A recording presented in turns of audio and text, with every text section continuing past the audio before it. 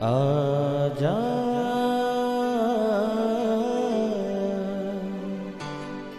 प्रभु यीशु के दर आजा, जीवन मिलेगा तुझे। आजा आजा प्रभु यीशु के दर आजा, जीवन मिलेगा तुझे। आजा आजा आजा आजा।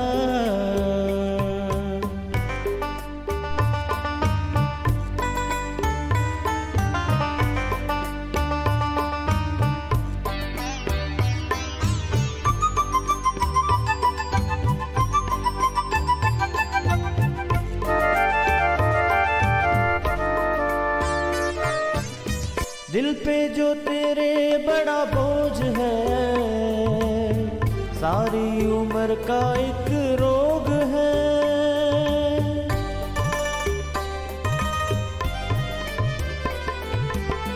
दिल पे जो तेरे बड़ा बोझ है, सारी उम्र का एक रोग है।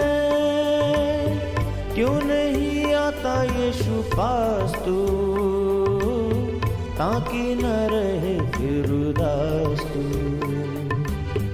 क्यों नहीं आता यीशु पास तू,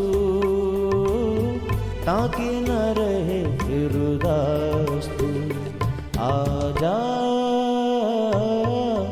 प्रभु यीशु के दर आजा, जीवन मिलेगा तुझे। आजा आजा आजा आजा। Praise the lord everyone. मैं pastor Kulbhushan Johar, Asian church of Christ Vancouver BC से प्रोग्राम नई ज़िंदगी की ओर में आप सबका बहुत बहुत स्वागत करता हूं। मैं उम्मीद करता हूं आप सब लोग अच्छे होंगे, तंदुरुस्त होंगे और परमेश्वर के कलाम में बढ़ रहे होंगे। आइए हर बार की तरह परमेश्वर के वचन को सीखने से पहले, कलाम को पढ़ने से पहले आइए हम लोग अपने सरों को झुकाएंगे, अपनी आँखों को बंद करेंगे। आइए हम लोग प्रार्थना में जाएंगे। सर्वशक्तिमान परमेश्वर यीशु मसीह नासरी, हम आपका धन्यवाद करते हैं। आपने हमें ये कीमती समय दिया कि हम आपकी हुजूरी में बैठ सकें, आपके वचनों में से सीख सकें। महान परमेश्वर होने दे कि आज जब हम आपके वचनों को पढ़ें, वचनों में से सीखें, पवित्र आत्मा हर एक को इन वचनों को समझने का बुद्धि, विजडम, पराक्रम दे, ताकि ये वचन हर एक की ज़िंदगी में 100 गुना फलों को लेके आए, उनको नई ज़िंदगी के साथ जोड़े। कोई अंधकार की शक्ति इन वचनों के फलों को चुरा न सके। यीशु मसीह के सामर्थी नाम से हम मांगते हैं, आमीन आमीन हालेलुया। तो आप सबका मैं प्रभु यीशु मसीह की हजूरी में स्वागत करता हूं। आज मैं आपसे बात करना चाहता हूं कि बहुत से ऐसे विश्वासी आज इस प्रोग्राम को देख रहे हैं जिन्होंने अपनी लाइफ में अपने फेथ को क्विट कर दिया है, जिनको ये लगता है कि अब परमेश्वर मुझसे बात नहीं करता, अब परमेश्वर मेरी प्रार्थना को नहीं सुनता, अब परमेश्वर को मेरी चिंता नहीं, मेरी लाइफ में कुछ भी ऐसा नहीं हो रहा जो मुझे एक्साइट करे। आप अपनी टेस्टमनी को अब शेयर नहीं करते, आप परमेश्वर की बात नहीं करते, अब आप परमेश्वर के साथ वक्त नहीं गुजारते। क्यों? क्योंकि आपको लगता है कि मेरी लाइफ में अब कुछ भी ऐसा नहीं। मैं आपको बताना चाहता हूँ, बाइबल कहती है परमेश्वर का हाथ ऐसा छोटा नहीं हो गया कि वो हमें छुड़ा ना सके, उसका कान ऐसा बहरा नहीं हो गया कि वो हमारी दुहाई को सुन ना सके। परमेश्वर अपने काम को अपने सही समय के ऊपर करता है, ना तो पहले ना तो बाद में। परमेश्वर अपने काम को अपने सही समय के ऊपर करता है हमेशा, क्योंकि वो दीवार के दूसरी तरफ क्या है उसको जानता है। बाइबल कहती है कि परमेश्वर ने फ्यूचर पहले बनाया, प्रेजेंट उसके बाद और पास्ट उसके बाद। परमेश्वर जानता है फ्यूचर में क्या होने वाला है, इसलिए कभी कभी वो हमारी प्रार्थना को सुन के भी उत्तर नहीं देता। पर इसका ये मतलब नहीं कि वो आपसे प्रेम नहीं करता, आपकी दुआ को नहीं सुनता। मैं आपके लिए एक वचन को पढ़ूंगा जो आज आपकी लाइफ को चेंज कर देगा, मेरा ये फेथ है। सबोपदेशक की किताब उसका 11 अध्याय उसकी 6 आयत को मैं आपके लिए पढ़ूंगा। यहाँ पे लिखा है, भोर को अपना बीज बो, सांझ को भी अपना हाथ ना रोक, क्योंकि तू नहीं जानता कि कौन सफल होगा, ये या वह, या दोनों के दोनों अच्छे निकलेंगे। हालेलुया। बाइबल बताती है कि भोर को अपना बीज बो और सांझ को भी अपना हाथ ना रोक। इसका क्या मतलब? हालात किसी भी तरह से क्यों ना हो, हमें अपने फेथ को हमेशा लिफ्ट अप करके रखना है, चाहे वो सुबह हो या शाम हो। मीन्स चाहे वो अच्छा वक्त हो या हमें लगे कि टफ वक्त है, तब भी हमें अपने फेथ को डाउन नहीं होने देना। आप नहीं जानते कि कौन से वक्त का फेथ, कौन से वक्त की बोई गई गवाही, कौन से वक्त का आपका शेयर किया गया वर्ड ऑफ गॉड किसी की ज़िंदगी में 100 गुना फलों को लेके आए, और उस बात को देख के परमेश्वर आपकी प्रार्थना को सुने और उसका उत्तर दे। हालेलुया। अगर आपको लगता है कि मेरी लाइफ में कुछ भी ऐसा नहीं जो मैं शेयर कर सकूं, मेरी लाइफ में कुछ भी ऐसा नहीं जिसके लिए मैं आगे आके बोल सकूं कि परमेश्वर मैं तेरा धन्यवाद करता हूं, मैं तेरा धन्यवाद करती हूं, अगर आपको लगता है कि कुछ भी मेरी लाइफ में ऐसा नहीं, तो आप गलत हैं। क्योंकि बाइबल कहती है परमेश्वर ने हमें अगर जिंदगी दी है तो ये उसकी ग्रेस है। अगर आज भी हम जीवितों की ज़मीन के ऊपर जीवित हैं, ये उसकी ग्रेस है। अगर आप बीमार हैं, अगर आप किसी ट्रबल में हैं, इसका ये मतलब नहीं कि ये लाइफ इसी तरह से चलेगी या इसी तरह से ख़त्म हो जाएगी। क्योंकि बाइबल कहती है परमेश्वर कुछ भी चेंज करने में सामर्थी है, वो कुछ भी बदलने में सामर्थी है। आंख झपकते ही चीज़ें चेंज कर देगा, इतना सामर्थी परमेश्वर है जिसको हम सर्व करते हैं। बाइबल हमें बताती है कि तेरा फेथ हमेशा एक सा होना चाहिए, हमेशा तू फेथ में बड़ा हो, तेरा फेथ कभी कम ना हो। बाइबल कहती है विश्वासी धर्मी दोपहर में जैसे सूरज चमकता है उस तरह से उसका कैरेक्टर हो। सूरज हमेशा ऊपर की ओर चमकता है। अगर आपकी लाइफ में आपको लगता है कुछ भी सही नहीं चल रहा, आपको लगता है मेरी प्रार्थना नहीं सुनी जा रही, बहुत सी तकलीफ़ें, बहुत से दुख मेरी लाइफ में आ रहे हैं, तो मैं आपको बताना चाहता हूँ, जब आप अपनी गवाही को शेयर करेंगे, जब आप अपनी लाइफ में परमेश्वर के कलाम को पकड़ के खड़े हो जाएंगे, परमेश्वर आपकी लाइफ को चेंज कर देगा। जब आप धन्यवाद करेंगे, वो चेंज कर देगा आपकी लाइफ को। हालेलुया। वचन कहता है वो जीवित परमेश्वर है। वचन कहता है वो सब कुछ का बनाने वाला है। वचन कहता है ज़मीन, सूरज, चांद, सितारे सब कुछ उसकी हाथों की रचना है। इतना बड़ा परमेश्वर, क्या लगता है आपको कि वो आपकी दुआ को नहीं सुन सकता? आपको क्या लगता है आपकी लाइफ को चेंज नहीं कर सकता? मैं आपको बताऊंगा आज वचन में से कि किस तरह से एक छोटी बच्ची ने, एक बहन ने जब अपनी छोटी गवाही को बांटा, शेयर किया, परमेश्वर के कलाम को लेके गई, उस छोटी बच्ची की छोटी गवाही ने बड़े चमत्कार को किया और जिंदगियां चेंज हो गई और परमेश्वर ने उसको बड़े काम के लिए इस्तेमाल किया। अगर आप भी ऐसे ही हैं तो आज ये वचन आपकी लाइफ को चेंज करने वाला है। हालेलुया। हम लोग रुकेंगे एक छोटे से ब्रेक के लिए। ब्रेक के बाद मैं आपको परमेश्वर के कलाम में से बताऊंगा कि कैसे आपका एक छोटा सा वचन को शेयर करना, आपकी गवाही का शेयर करना, कैसे आपकी लाइफ को चेंज कर सकता है।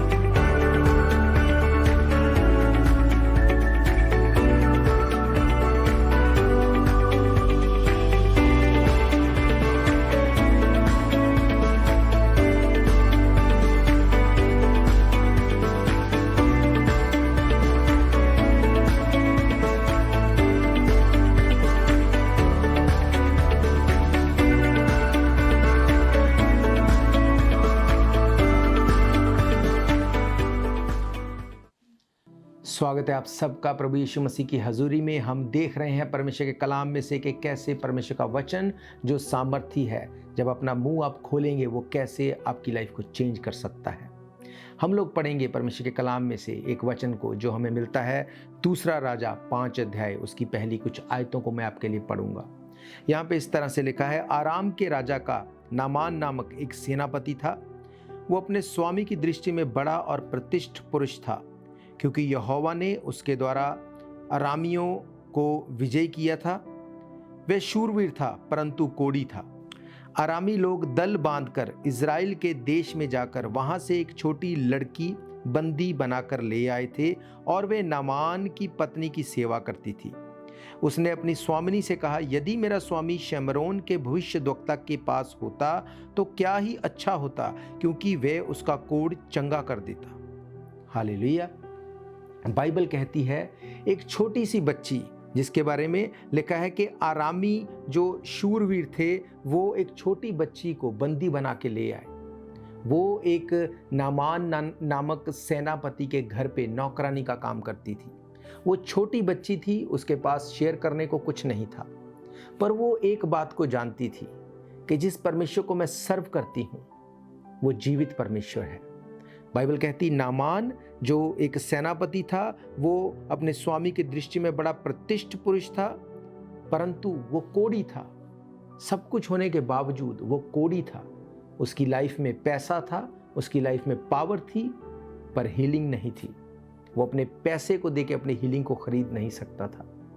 उस छोटी बच्ची ने अपनी मालकिन से, अपनी स्वामिनी से शेयर किया कि अगर मेरा बॉस, मेरा मालिक, अगर वो मेरे देश में होता, अगर वो उस भविष्यद्वक्ता के पास होता तो वो उसके लिए प्रार्थना करता और वो चंगा हो जाता।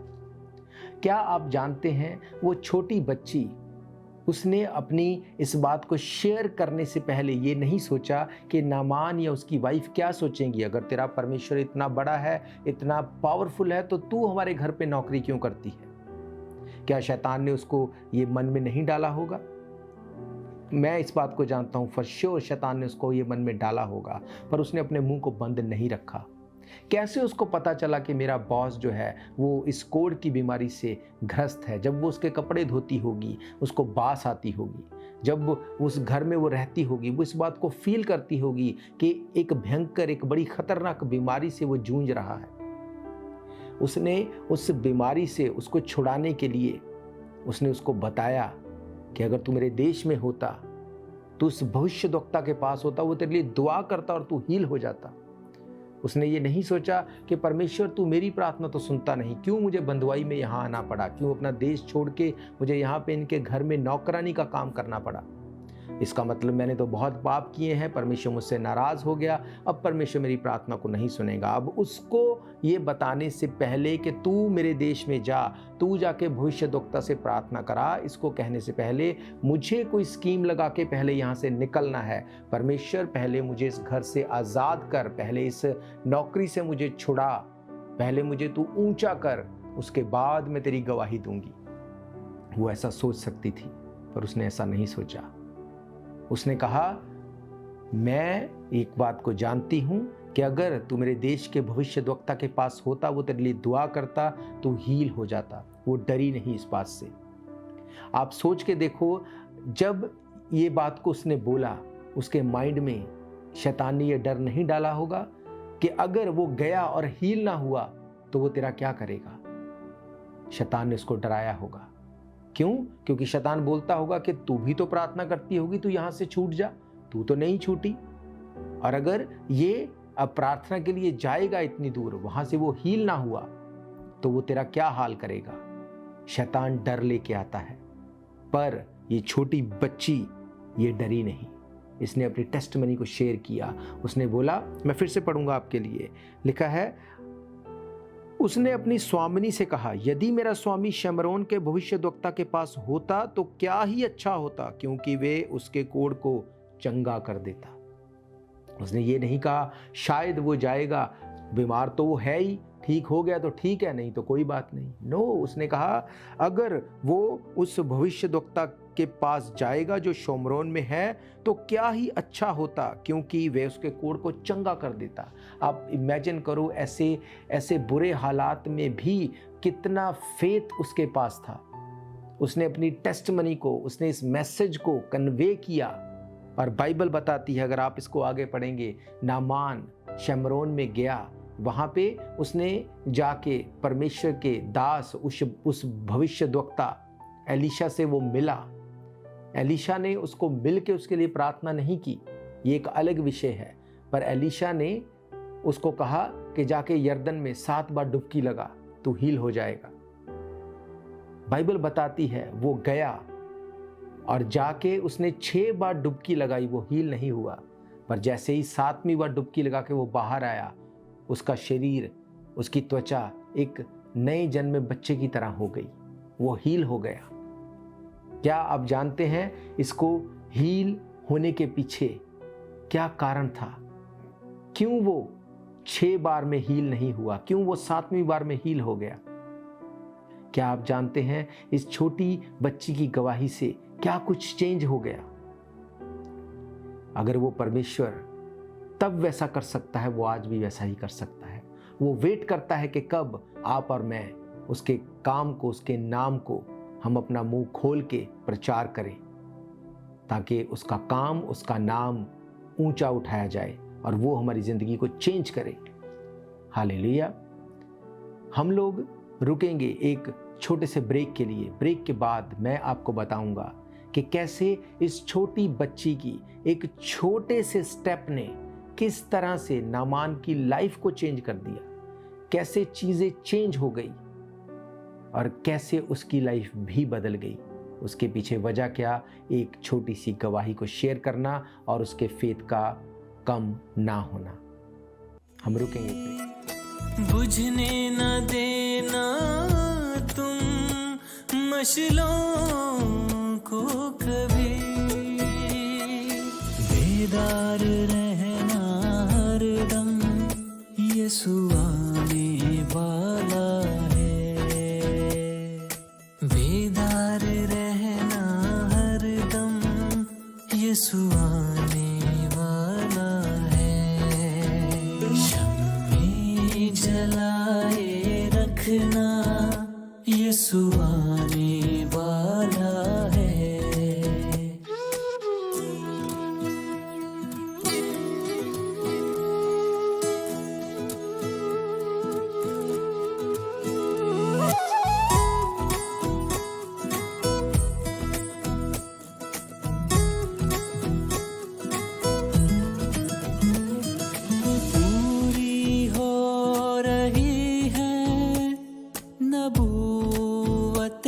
सभी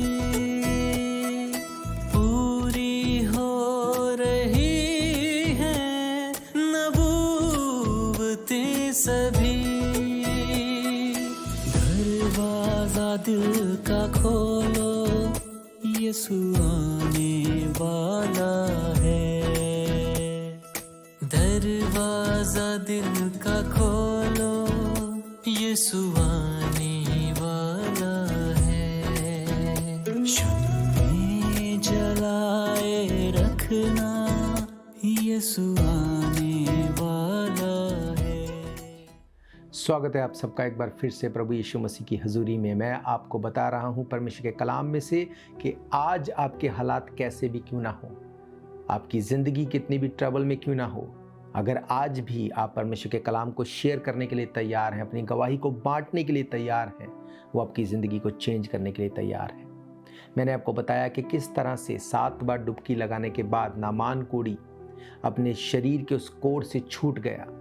बाइबल कहती है उसके बाद जब वो एलीशा के पास गया तो क्या कहा उसने एलीशा को, हम लोग देखेंगे 5 अध्याय की 15 आयत से। यहाँ पे लिखा है, तब वे अपने दल समेत परमेश्वर के भक्त के यहाँ लौट आया और उसके सम्मुख खड़ा होकर कहने लगा, सुन, अब मैंने जान लिया है समस्त पृथ्वी में इज़राइल को छोड़ और कहीं परमेश्वर नहीं, इसलिए अब अपने दास की भेंट ग्रहण कर। एलीशा ने कहा, यहोवा के सम्मुख मैं उपस्थित रहता हूँ, उसके जीवन की शपथ मैं कुछ भेंट ना लूँगा। हालेलुया। जब परमेश्वर के दास को उसने जाके बोला कि मेरा कोढ़ जड़ से खत्म हो गया, आपको मैंने पढ़ाया वो सेनापति था, प्रतिष्ठ था, रिच था, पावरफुल था। जब उसका कोढ़ चला गया, उसने जाके कहा कि मैं तुझे भेंट देना चाहता हूँ। उसने उसको सोना, चांदी, पैसा, रुपया सब कुछ उसको देना चाहा होगा। पर एलीशा ने क्या कहा?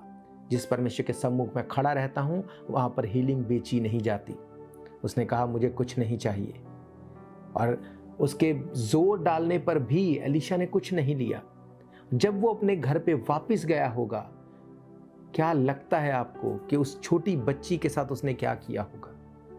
क्या आपको नहीं लगता कि उसने उसको उस बंदवाई से छोड़ा होगा, उसको ऑनर किया होगा, उसको एक राजकुमारी की तरह रखा होगा? उसने वो सारा रुपया, पैसा, धन दौलत, ऐशो आराम जो उसने एलीशा को ऑफर किया, उसने सब उस छोटी बच्ची को दिया होगा।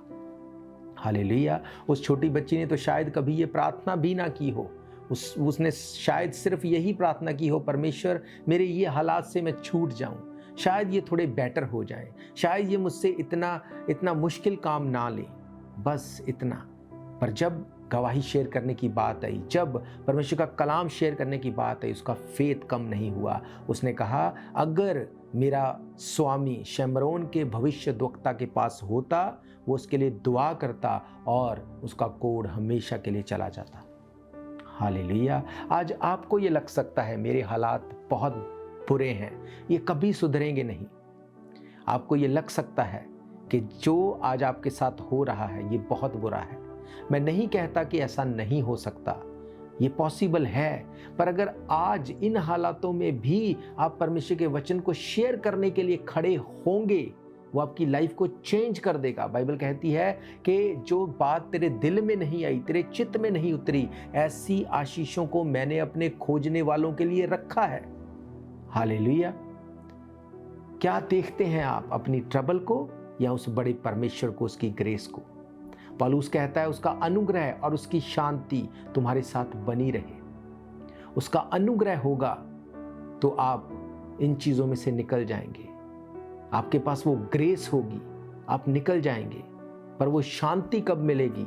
जब आप उसके वचन को प्रचार करेंगे, अपनी टेस्टमनी देंगे। जैसे इस छोटी बच्ची को नामान ने ऑनर किया होगा, परमेश्वर आपके लिए भी डिवाइन हेल्पर्स जो आपको ऑनर करें वो तैयार कर देगा। हालेलुया। आज आपको लगता है कि मैं अपनी लाइफ में अब कुछ नहीं कर सकता, कुछ नहीं कर सकती, पर मैं आपको बताना चाहता हूँ, अगर आप अपने फेथ को एक बार फिर से इकट्ठा करें और गवाही को शेयर करें, वचन को प्रचार करें, परमेश्वर आपकी लाइफ को चेंज कर देगा। बाइबल कहती है विश्वास सुनने से सुनना मसीह के वचन के द्वारा होता है। वचन को सुनो, वचन को पढ़ो। बाइबल एक जीवित किताब है, ये जीवित वचन है। जब ये आपके अंदर जाएगा, ये आपके गांठ काट और गूदे गूदे को छांट देगा, काट देगा, ये आपको प्योर कर देगा। हर मरी हुई चीज को ये जीवित कर देगा, आपके फेथ को बढ़ा देगा। बाइबल कहती है विश्वास आशा की हुई बातों का निश्चय और अनदेखी वस्तुओं का प्रमाण है। जो चीज आप देख नहीं सकते, सोच नहीं सकते, उस फेथ के द्वारा आप क्लेम करके मुंह से उसको ले सकते हैं। हालेलुया। मेरा ये विश्वास है ये वचन आपकी जिंदगी में काम करेंगे, 100 गुना फलों को लेके आएंगे। हालेलुया। याद रखो, यीशु मसीह जीवित परमेश्वर है। ये कोई कहानियां, किस्से नहीं है, वो जीवित है। वो आज भी दुआ को सुनता है। वो आपके हालात के ऊपर डिपेंड नहीं है, पर उसने कहा प्रार्थना कर ताकि तू परीक्षा में ना पड़।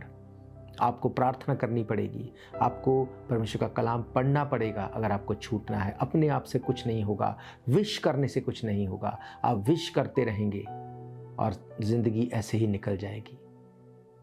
मैंने आपको पढ़ाया कि अपने हाथ को मत रोक, सुबह और शाम दोनों वक्त तुझे बोना है। मीन्स दोनों वक्त परमेश्वर का थैंक्स करना है, वचन पढ़ना है, परमेश्वर के कलाम में बने रहना है। आप नहीं जानते कौन सा वक्त जो आपने परमेश्वर के साथ दिया वो कैसा फल ले आएगा। हालेलुया। मेरा ये विश्वास है ये वचन आपकी ज़िंदगी में काम करेंगे। मैं आप सबके लिए दुआ करूंगा अगर आप बीमार हैं, अगर आपकी कोई भी ट्रबल है, अपनी आंखों को बंद करो, अपनी बीमारी वाली जगह के ऊपर हाथ को रखो।